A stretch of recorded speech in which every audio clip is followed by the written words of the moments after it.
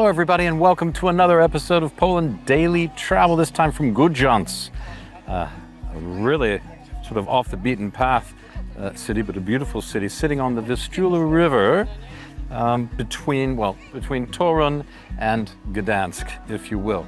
This is in the old German part. You'll see a lot of German architecture here, married with Polish architecture, and a lot of it has been destroyed and rebuilt many times. For example, in this central place, there used to be a cloth hall. There was a town hall in the medieval times where people would have done their trading and selling things.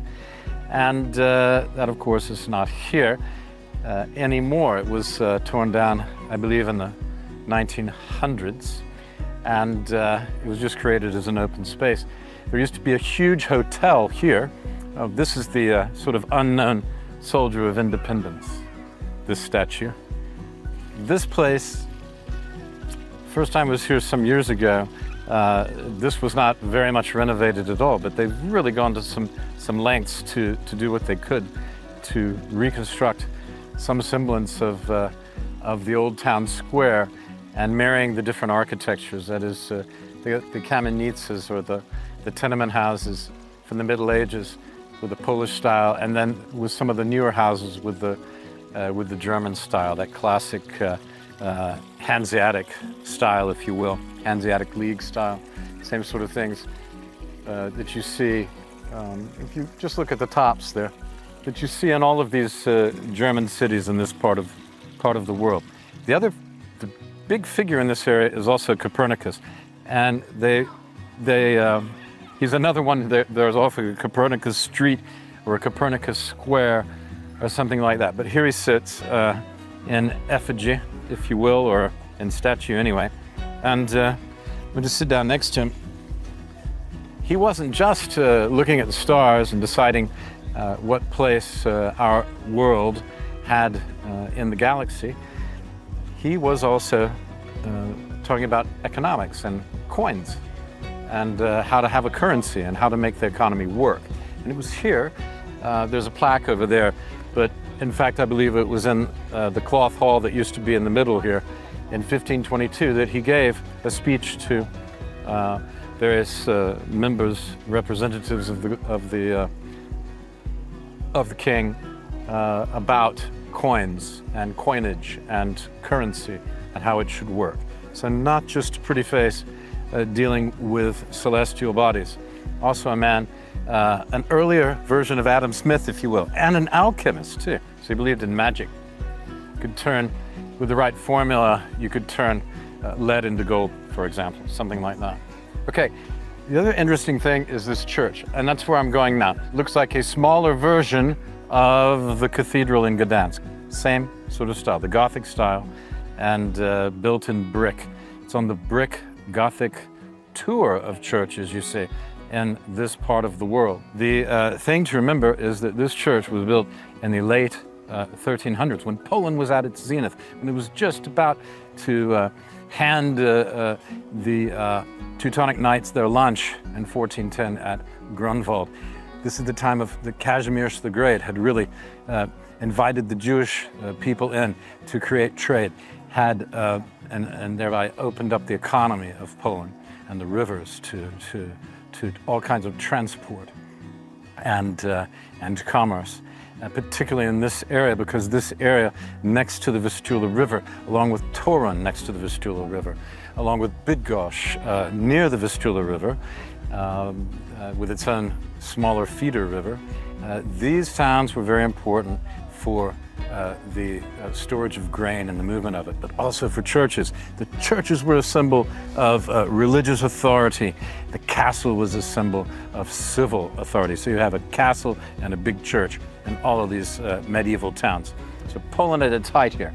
Of course, the church was destroyed, or let's say it was put in great disrepair during the 1655 to 1659-60 invasion of the Swedes, called the Deluge. You see, the traditional Polish enemies for the last, since the Renaissance anyway, Russia, Prussia, Germany, later, and the Swedes, surprisingly enough.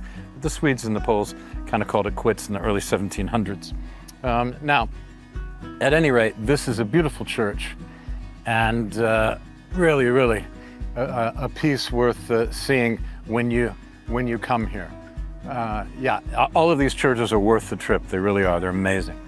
This is interesting, though. We're just walking in, just getting to know the place, Vova and I, and it's good to pay attention to your surroundings and read the plaques that people have put down, because my reading didn't prepare me for what I just discovered. Here's the post office building, built in 1883.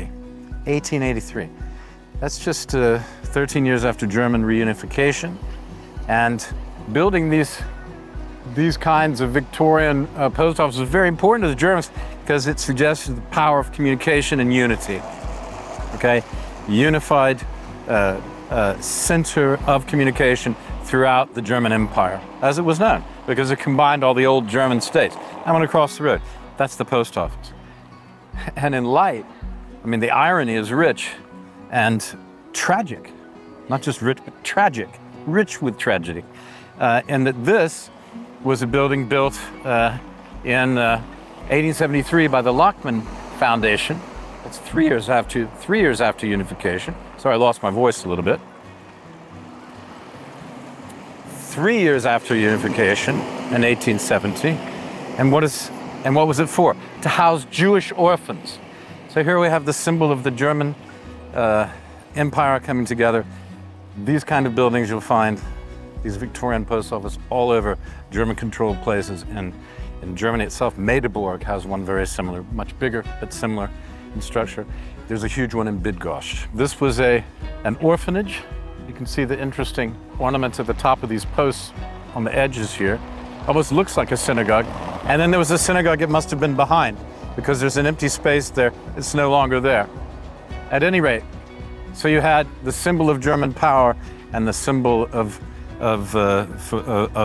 Jewish orphans and Jewish homelessness. It's right next door, right across the street. This is Mickiewicz Street, and I think it's leading to the Old Town Square. Didn't get my map out. I'm just guessing. But it's always a good thing to point out is the Cukiernia, and the Piekarnia. That's a place where you buy bread and sweets. And these kind of ice creams, the Swiderka, which they call them American style, but it's a little bit different.